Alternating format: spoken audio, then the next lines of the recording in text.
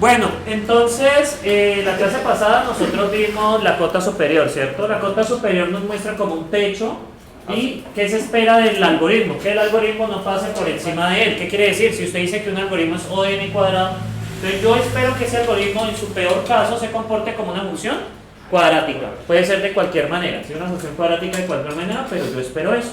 Ahora, eso solamente nos habla hacia arriba, no nos habla hacia abajo, que es lo mejor que podríamos esperar de un algoritmo. Como les mencioné, si yo digo que un algoritmo es n cuadrado, pues podría tener comportamiento n cuadrado, o podría tener comportamiento lineal, o podría tener comportamiento logarítmico, o podría tener comportamiento constante, ¿sí?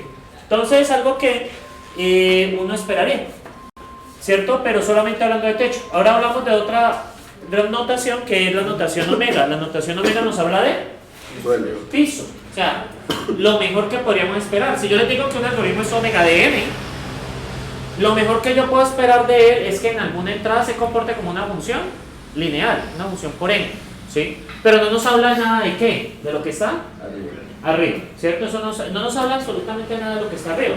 Entonces, si yo les digo que un algoritmo es omega de n, él podría tener comportamiento exponencial o podría tener comportamiento factorial, porque solamente estamos hablando de lo mejor que podemos esperar. ¿Estamos allí? Entonces, pues igual en estas diapositivas ya saltan aquí, pero la condición es esta. Lo único que vamos a cambiar es el sentido de la desigualdad. Entonces, vamos a ver un ejercicio sencillo. Entonces, por ejemplo, si tenemos que un algoritmo tiene que es O, por ejemplo, me dicen si n cuadrado más 5 es omega de n, ¿sí? Lo que me están preguntando es si n cuadrado más 5 es mayor o igual que ¿quién?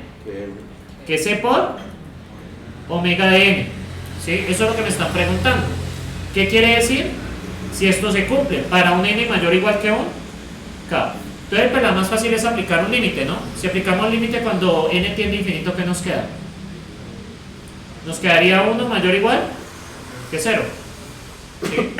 Creo que no es necesario decir pues que todo se divide por n cuadrado, y pues los n cuadrado sobre n cuadrado da 1, y cualquier cosa sobre n cuadrado que quede el exponente menor arriba pues da 0, ¿sí? Entonces nos da 1 mayor o igual que 0. Entonces esto es verdad. También lo pueden hacer tanteando, hay varias maneras de demostrar eso. Entonces, pero esto, por ejemplo, una función que sería, por ejemplo, n a la 5 más 8 es omega de n. ¿Cuál es la respuesta? Sí, va a pasar lo mismo.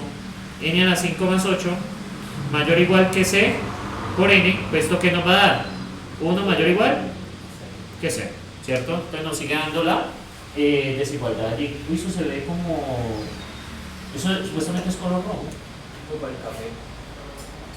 Pero literal es rojo. Sí. Entonces, la función, básicamente, hablando en estos términos, cuando ustedes tienen una función g de n, que es omega, ¿cierto? Nos está hablando de que todo lo que esté por arriba, mayor o igual, ¿no? Que esté mayor o igual a ello. O sea, simplemente nos impone un techo, perdón, nos impone un piso. Y pues básicamente ya el comportamiento sí no puede estar por donde estoy señalando, ya no puede estar por debajo de él, ¿sí? Entonces yo les hago aquí una pregunta conceptual. Suponga que un algoritmo esté de 1 omega de n, nos está hablando de la cota inferior. Bueno, esto aquí no dice mucho. Ahora sí viene la pregunta que me interesa. Nos dicen que la cota inferior de un algoritmo es n cuadrado y que la otra es n log de n. ¿Qué se puede esperar de estos algoritmos? ¿Qué podemos esperar de t de 1 y qué podemos esperar de t de 2? Que en el mejor de los casos van a ser iguales o mayores que n cuadrado. Y el segundo n, logaritmo de n. ¿Pero nos habla algo del peor caso? No nos habla nada. Esta notación, pues como les menciono, no es común usarla porque realmente hablar de piso no me da mucha información sobre un algoritmo. Se suele utilizar O porque pues uno ya sabe de antemano qué es lo peor que puede esperar del algoritmo. ¿Estamos allí? O sea, como lo peor que puede esperar. ¿Listo? Entonces allí viene una notación que me interesa más. ¿Qué sería la notación? Teta o cota ajustada. Es tanto piso como techo. Son los dos. O sea, es como un intervalo en donde debe estar la función. El comportamiento, exacto. Cuando un algoritmo les está denotado con teta, estamos hablando de que es computacionalmente estable o cuya complejidad es estable. ¿Qué quiere decir eso? que básicamente tanto su mejor como su peor caso están en un mismo rango, ¿sí? Si yo digo que un algoritmo es teta de n cuadrado, me está diciendo que es o de n cuadrado y omega de n al cuadrado, es decir que tanto su mejor como su peor caso están enmarcados en una función por n al cuadrado.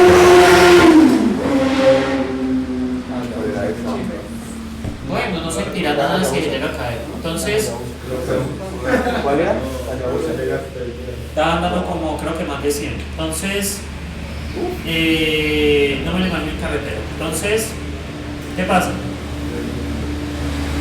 Básicamente, cuando es teta, pues va a ser O y omega al mismo tiempo. Entonces, bueno, entonces por ejemplo, si me dicen que una función, por ejemplo, me dicen n cuadrado más 5 es teta de n cuadrado, ¿qué me están preguntando? Me están diciendo que si n al cuadrado más 5 está entre las funciones, exactamente, el intervalo de n al cuadrado. Exactamente, me están diciendo si es una función cuadrática a la larga, ¿sí? Omega de n al cuadrado. Entonces, vamos a comprobarlo. N cuadrado más 5 menor o igual que c por n al cuadrado.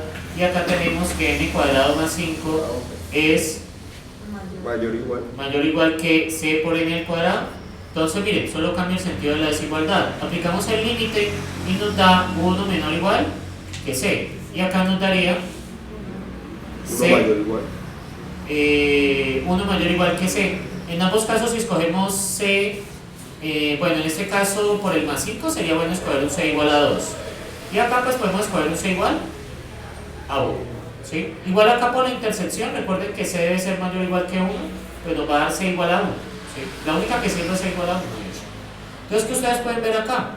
Pues básicamente que estas funciones están enmarcadas. ¿Y qué quiere decir? Que n cuadrado más 5 es teta de n al cuadrado, ¿sí? ¿Qué pasaría, por ejemplo, con esta función? N al cubo más 8, ¿será que es teta de n al cuadrado? ¿Ustedes qué opinan? Yo voy a preguntar, n al cubo más 8 es O de n al cuadrado y n al cubo más 8 es omega de n al cuadrado. De nuevo planteamos las desigualdades, que sería n al cubo más 8 y esto debería de ser menor o igual que c por n al cuadrado. Aplicamos el límite cuando n tiende a infinito y ¿qué nos da? 1 menor o igual a 0, ¿eso es cierto? Sí. No. Ahora, para acordarse de matemáticas, como me lo explicaron a mí, en el mayor siempre trata de comerse al más grande, ¿sí? Entonces, como este trata de comer al más grande, pero el más grande no es este, es este. Entonces, así me lo explicaron, me quedó. Entonces, recuerden que esto siempre trata de comerse al más grande. Entonces, pues no, el 0 no es más grande que el 1, entonces esto es falso. ¿Y qué pasa acá? N al cubo más 8 es mayor o igual que c por n, ¿cómo nos queda? 1 mayor o igual que 0. Y aquí está correcto. ¿Listo? Ahí está correcto.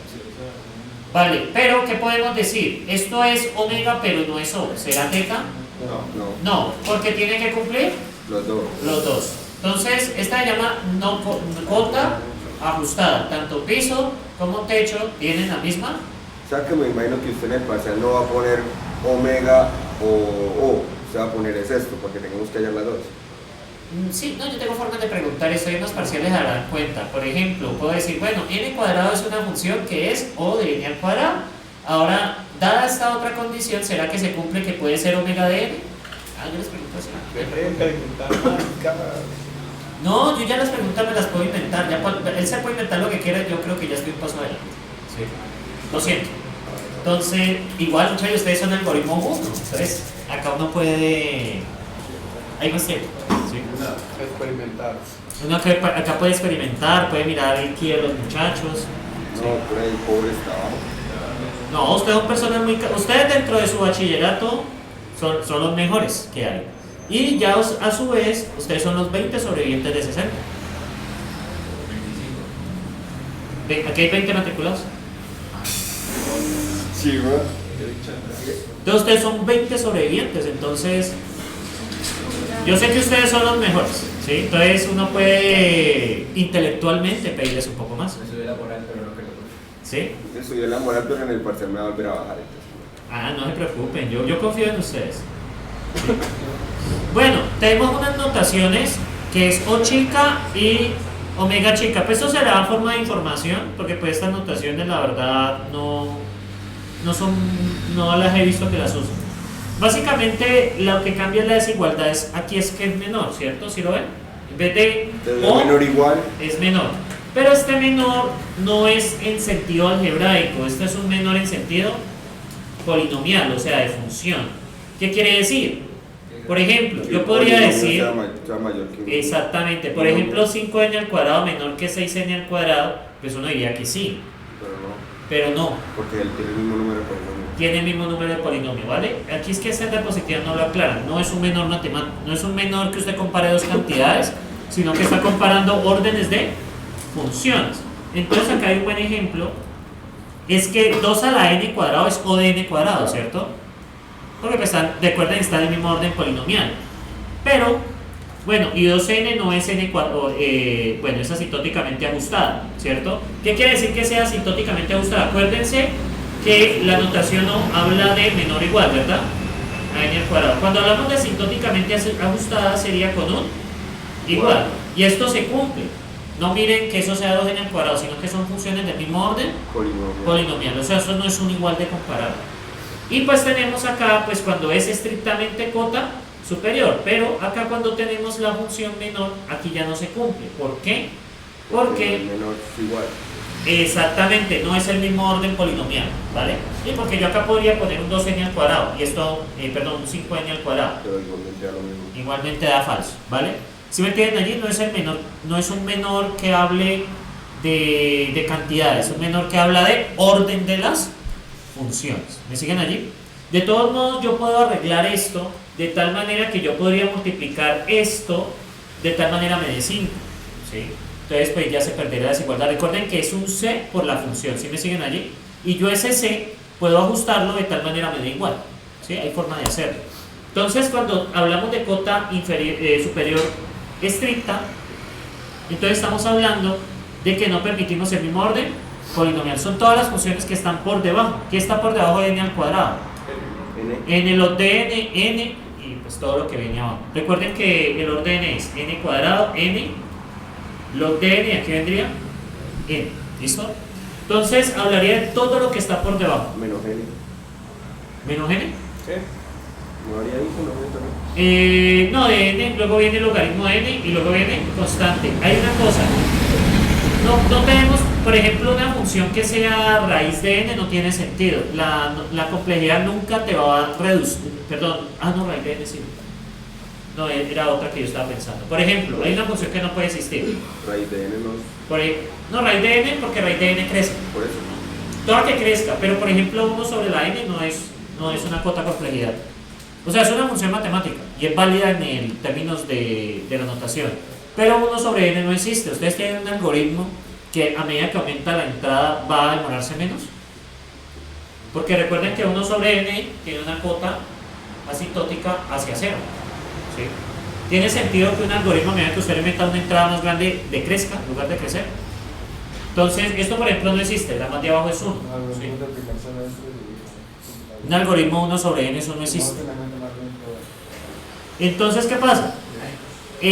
Cuando ya hablamos de cota superior ajustada, que es la O chica, permitimos todo lo que está por debajo. Realmente la menor función posible es la constante. ¿Qué pasa con un algoritmo que sea constante? No importa el tamaño de la entrada, siempre se demora. Lo mismo. Les doy un ejemplo de un algoritmo constante. Denme el primer elemento de un arreglo. ¿Cómo lo hacen? Pues la posición 0. ¿Sí? ¿Y la posición 0 cuánto cuesta?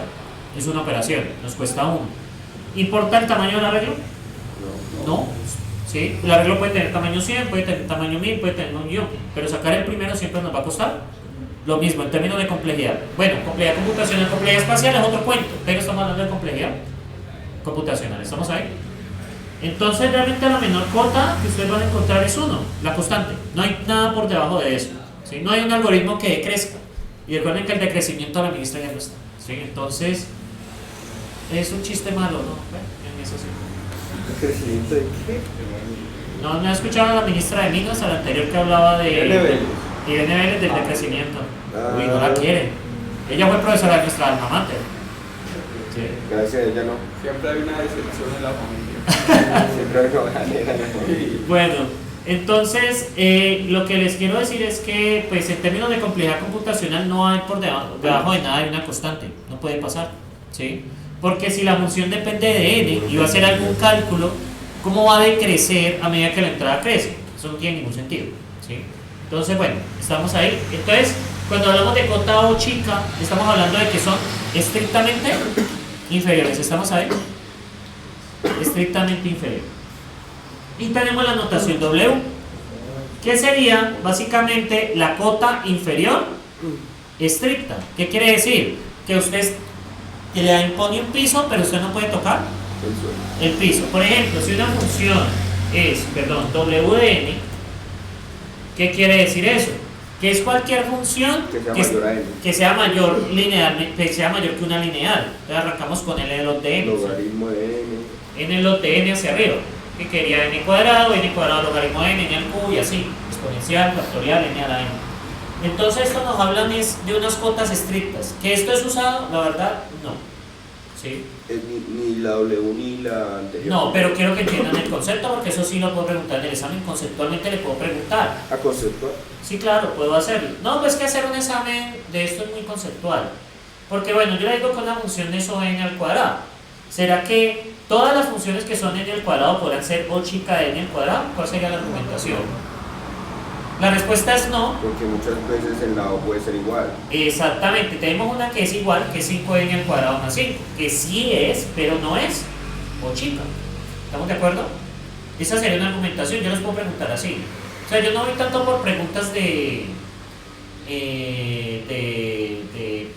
haga un cálculo, sino piénsenlo un poquito. O sea, usted más que todo, una pregunta del parcial puede ser, es lo que, por ejemplo, sí, lo que usted dice, por ejemplo, o una O de la función tal puede ser O chica de tal cosa. Sí. Pero no, digamos, muéstrame el procedimiento que usó para tal cosa. No, el procedimiento es una bobada, es un límite o encuentre unos valores donde se cumpla y tabula y ya. Eso no les mide nada. Pero por ejemplo, tipo con los primeros temas como la complejidad. No, eso ahí sí, ya nada que hacer, eso es analítico, eso no puedo, pero en esta sí me puedo divertir más. Porque puedo preguntarles más bien es por el lado del concepto. Muchachos, necesito es que piensen, ese trabajo de los $3,000 requiere que piensen, ¿sí? ¿Sí? Muchas veces, o sea, por eso les decía que muchas veces cuestionense en las cosas, cuestionense por qué vienen a clase, cuestionense los temas de los cursos, cuestionen a los profesores, cuestionen lo que ustedes hacen en sus vidas. La vida es solo una. Si uno no la cuestiona, vive en robot, vive en modo automático. Y si usted vive en modo automático, La muestra del plato. si usted vive en modo automático, muchachos, pues que están viviendo. Creo que viene muy filosófico, ¿verdad? Yo trato de sobrevivir. Sí. Trato de sobrevivir, bueno. Profe, usted sabe el logro tan grande que yo cumplí cuando cumplí los 18. O sea, yo en serio no pensaba que iba a llegar a los 18. Imagínese. Sí, hasta imagínese. Entonces como que... Pero no, pero bueno, al menos les doy una esperanza con esta carrera. Lo bueno es que pues, no solamente por el lado del dinero, sino por el lado de aprender cositas de las carreras que más, o sea, no estoy diciendo que otras no ofrezcan, pero estas de las carreras que más les ofrecen a ustedes en el sentido de aprender cosas cuando saben. Trabajo social. Claro, Pues yo sé que hay una pelea entre el sistema y trabajo social, está siendo grabado, pero tomen en cuenta algo. pero igual, trabajo social no llega a matemática, aún no va a llegar a esto. No, pero, o sea, esto lo estamos haciendo, la matemática usted lo puede hacer desde la comodidad de su casa. Irse a hablar con una comunidad que sufre problemas de violencia, o que están desplazados, o que están en algún conflicto de bandas o algo así, eso hay que tener zapatos para hacer eso. Que los parciales sean pintar la cancha. Los muchachos, ¿qué les dieron hoy? ¿Qué les hicieron? ¿Qué les hicieron ayer? Alejandro Reco. Bueno, Daniel Olguín. bueno muchachos, les hago la pregunta. Tenemos supuestamente una función que es omega de n. ¿Será que todas las funciones que son omega de n son W de n, entonces ¿qué me dice? Esta es cota inferior y esta es cota inferior ajustada. No. Porque por ejemplo n más 5 es omega de n. Sí. Sí, pero no es W. ¿Sí? Lo que quiero que les quede es eso. O sea, estamos hablando de unas cotas mucho más estrictas. ¿Sí? Básicamente. Esto es. ¿Ah? Tipo, usted podría preguntar algo como, esta función es teta, pero no es W de n. Por ejemplo. Entonces usted saca la argumentación. Como está, por ejemplo, yo les podría decir n más 5, tranquilos, es teta de n, no vayan a enojar. De hecho, les puedo meter carne, 2n. Recuerden que aquí las constantes importan. No, realmente esto es lo mismo que teta de n, ¿listo? Porque es c por n, ¿listo? Si yo les meto aquí o les sumo algo, realmente no importa, ¿sí? ¿Por qué no importa? Porque estamos hablando de cotas. Igual una función c por n va a abstraer eso. Yo ya les digo, esta función, digamos n más 5 es teta de n, ¿será que esta función es o chica de n? ¿Cuál sería la argumentación? No, porque esto quiere decir que es o de n y omega de n, ¿cierto? Pero, como esta es cota superior menor o igual y esta es menor estricto, esta función no es o chica de n. ¿Listo? Se va por argumentación. Listo. Y aquí tenemos las complejidades. Miren, no vamos a tener debajo, nada, como les mencioné, no hay nada por debajo de una complejidad constante. No puede haberla. No puede haber una complejidad que a menos que usted aumente la entrada y se le vaya a cero. Si conocen una función así, yo creo que merecen pasar en 5 este curso. Y se hablaría para que pasen en 5 el curso de métodos. ¿Sí? El otro semestre lo ven. Ojalá me toque al lado, el otro semestre me toque verlos al lado, ojalá sea en una sala para ver cómo van a tomarlo. ¿Sí? Ay, muchachos, me gusta observar a la gente. Eso es peligroso. ¿Ah? Pero el comportamiento de la gente, no tomen a mal. ¿Sí? No, porque después después por allá, como está la sede del chisme, por ahí después están diciendo, no, es que el profe Carlos observa a la gente. O no enseño eso. Ah, no, pero esa de no enseño eso es clásico. Bueno, entonces tenemos complejidad constante, logarítmica, lineal, logaritmo de n, polinomial, exponencial, factorial y pues mucho más arriba, n a la n. Que recuerden que factorial es n por n a la menos 1, por n menos 2, por n menos 3, pero la n a la n es n por n por n por n por n. Entonces realmente en este curso nos vamos a meter hasta aquí, ¿sí? Con respecto a los algoritmos. Hay un curso más adelante que se llama Algoritmos 2 que se mete ya por acá, ¿sí? Pero ustedes no lo tienen en la malla. Gracias a Dios. Ah, porque ¿quién cree que pediría eso? Bueno, entonces muchachos, básicamente vamos a tener dos tipos de problemas que podemos tener en el computador. Tenemos problemas tratables y problemas intratables.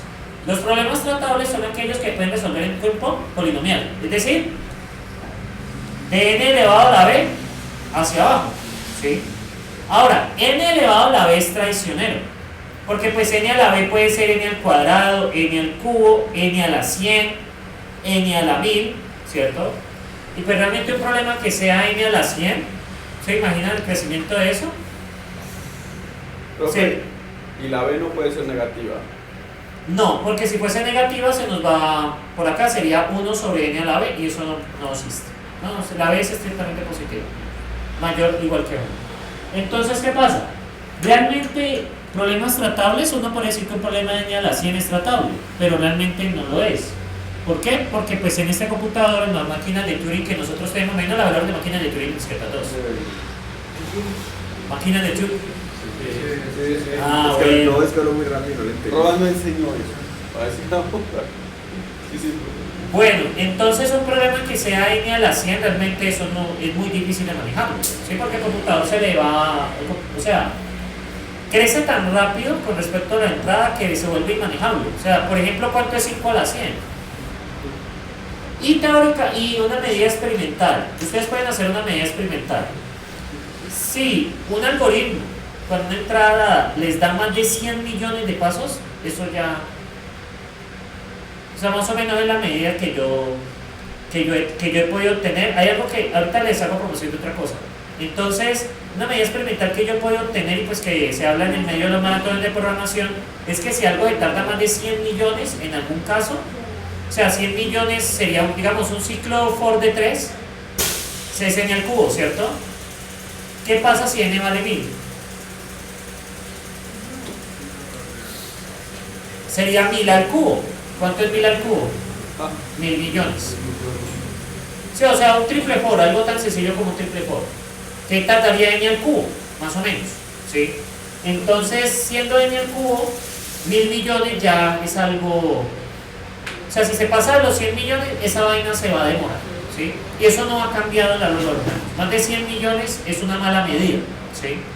Porque ustedes también no hacen de datos, imagino. Ya la vi. ¿Ya la vieron? Sí. El join cuesta n al cubo.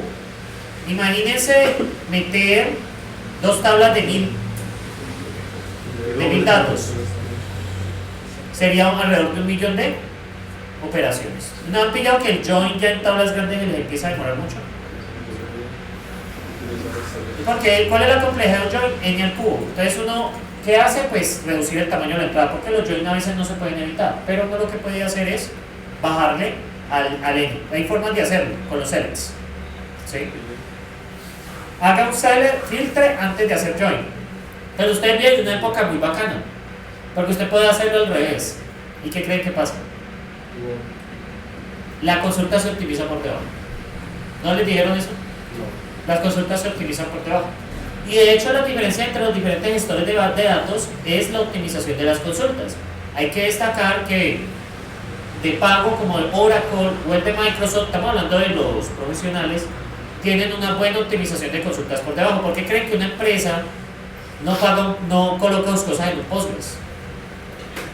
Por la optimización de las consultas. Y bueno, y no porque quiere optimizar consultas en base de datos. Pues tiempo. Claro, y eso tiene que ver con la complejidad de las operaciones en la base de datos. Traten de evitar los joins en lo más posible o envíen los datos bien filtrados. Pero ustedes son personas muy afortunadas. Así usted lo haga mal, el mismo programa lo arregla por usted. Por ejemplo, lo que ustedes programan en Java, créanme que eso lo utilizan por debajo. ¿Sí?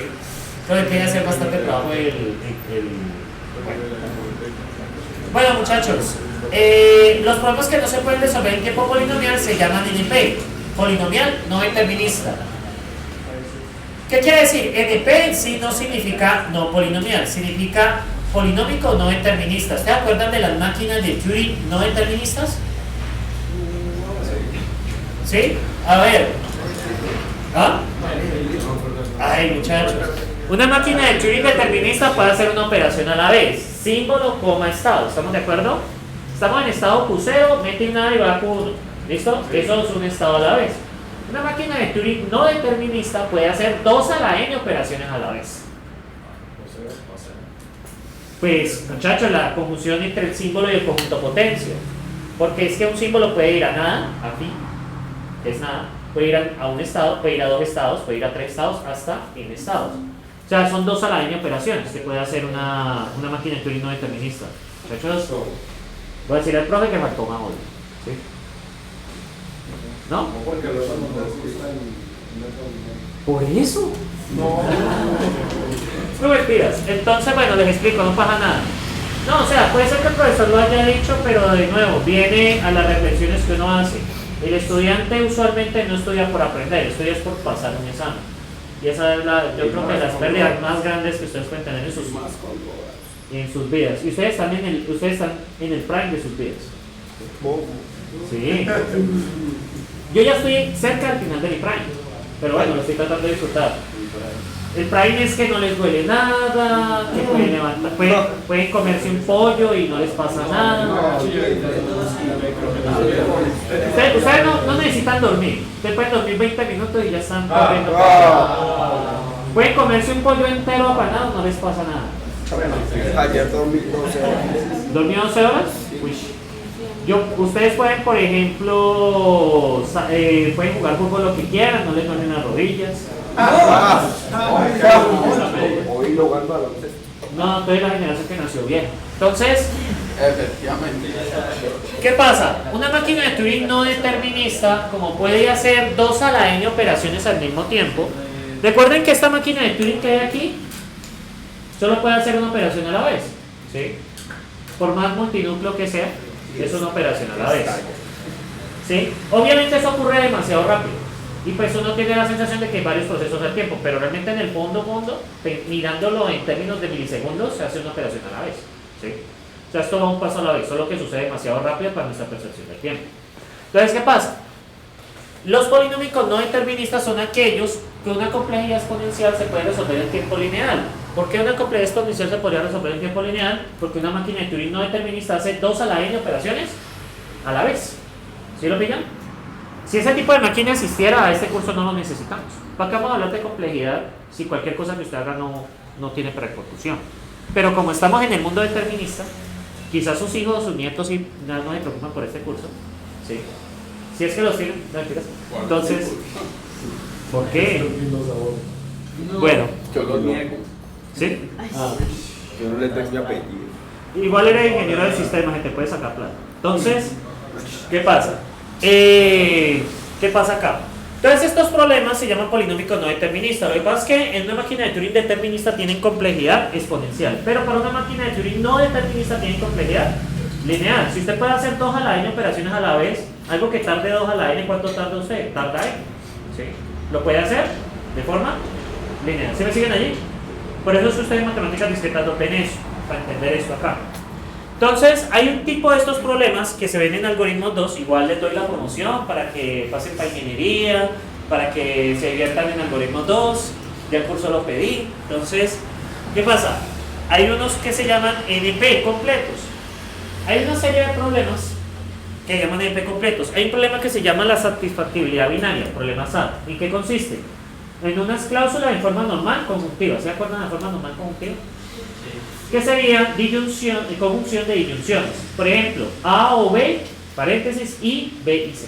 B o C, por ejemplo. ¿Sí se acuerdan de la forma normal? Bueno, eso es un problema. Ese problema, ¿cuántas pruebas usted tiene que hacer para hallar algo que... ¿cuántas combinaciones posibles de variables tiene? Si tiene n variables y cada una es verdadera o falsa, ¿cuántas combinaciones de variables hay? 2 a la n. ¿Sí? Por eso es un problema exponencial. El problema consiste en hallar la combinación de variables de tal forma le dé verdadera. Entonces, ¿qué tiene que hacer por fuerza bruta? Probar todas las posibles combinaciones. ¿Sí? Esos 2 a la n combinaciones. ¿Qué pasa? Ese problema resulta que hay un procedimiento para convertirlo en otro problema. Yo puedo coger una instancia de esas y convertirlo, por ejemplo, en un problema de agente viajero. Hay un proceso para hacer eso. Entonces, usted puede coger una instancia de SAT, A o B y B y C, y eso se puede transformar en un problema de agente viajero con cuatro estaciones. ¿Listo? Eso lo ven en algoritmo 2. A lo que yo voy, si yo pudiese solucionar ese problema SAT en tiempo polinomial determinista y lo puedo transformar a problema de agente viajero, ¿qué implicación tiene eso? Que el problema del agente viajero también se podría resolver en tiempo polinomial. Y bueno, ¿y eso para qué sirve? ¿A quién le interesa el problema del agente viajero? ¿A quién cree que le interesa? A las empresas de viajes, empresas de mensajería. Por ejemplo, la programación de buses, estamos hablando de una empresa grande, por ejemplo Bolivariano, utiliza internamente su sistema de problema del agente viajero. ¿Y para qué carajos? Pues para saber cómo despachar los buses. ¿Y por qué yo necesito saber cómo despacho los buses? Pues vea, es que eso me cuesta. O sea, si yo mando buses vacíos, imagínense, o si yo tengo los buses tan llenos que la gente quede pasaje y la gente no consigue pasaje. Pues se va para otra, pierdo el cliente. Entonces, el problema del agente viajero, por ejemplo, es muy usado en eso. Es muy usado, por ejemplo, en cosas de scheduling. Por ejemplo, el agente viajero en líneas de producción. Por ejemplo, cultivamos una mata por acá. ¿Cómo es el proceso para que llegue al supermercado? ¿Qué pasos tiene que dar? ¿Cuál es la mejor estrategia para que el producto llegue rápido al cliente, llegue en buen estado al cliente y pueda sacarle la mayor ganancia? Entonces, esto tiene ese tipo de aplicaciones, ¿sí? Para que ustedes lo miren, ¿sí?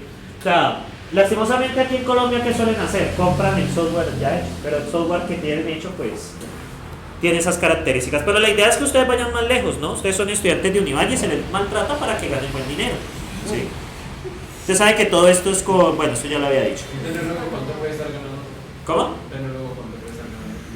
Eso ya no importa si es tecnólogo o ingeniero, es lo que hagas. Capacidades. Y en inglés. ¿Cómo está aquí en inglés? ¡Hello! Muy que más o menos.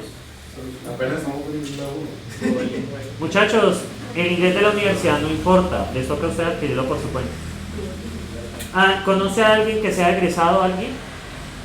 ¿Qué le dice esa persona a usted? Muchachos, el inglés, o sea, son 3 habilidades que ustedes tienen que desarrollar. La habilidad técnica, que los unimayunos en general somos muy buenos en el mercado. Aunque hay un 30% que sabe programar y el otro no lo sabe, pero ese otro se puede aprender eventualmente. ¿Sí? Realmente solamente un 30% de ustedes sabe programar. Por eso es que le he puesto talleres individuales. Porque yo sé que son creadas, pero es un problema. Entonces, básicamente, la habilidad técnica la que hay otra, habilidades blandas. Este grupo se ve que se tratan bien. Hay otros grupos que... O sea, ¿se saben llevar o me equivoco? ¿Entre ustedes se llevan bien o no? ¿No? Obvio. Usted no llega y... La llaman por la doble. Bueno, saben llevarse por la doble. Y la última habilidad es el inglés. ¿Sí? Presten atención al inglés porque es que usted quiere una empresa en Colombia que lo maltrate, que le pague mal y que no le permita crecimiento. Prefiere la empresa gringa que le da la oportunidad de crecimiento, que lo tratan como una diva y le pagan bien. ¿Qué elija? Entonces, lo que pasa es que en Silicon Valley, a los desarrolladores, a nosotros se nos mira como artistas. Hacer software es un arte. Entonces usted ponía a ver qué hace un artista. Crea cosas. ¿Qué hacemos nosotros? Crear cosas. Ellos, aquí en Colombia no nos ven así, nos ven como, pero allá se les ve como artistas. Por eso es que pagan tan bien y dan tantos beneficios. O sea, es como, hagan de cuenta como si usted tuviera que hacen obras de arte. A los artistas tienen que hacer. Hay que tratarlos bien. Y realmente ustedes son una muy pequeña parte de la población. Ustedes son personas con capacidades superiores en términos de lógica y matemáticas. ¿Sí? No, en serio. O sea, aprender programación requiere mucho esfuerzo o tener habilidad innata. Pero dígame, no se va para España, pues allá el idioma nativo es el español. Pues ellos le hacen outsourcing a británicos o los equipos suelen ser de varios países. El idioma es el inglés, o sea, no hay forma de salvarse. Sí, no hay forma de salvarse. Bueno, muchachos, y hemos acabado esto. Allá van. Sí.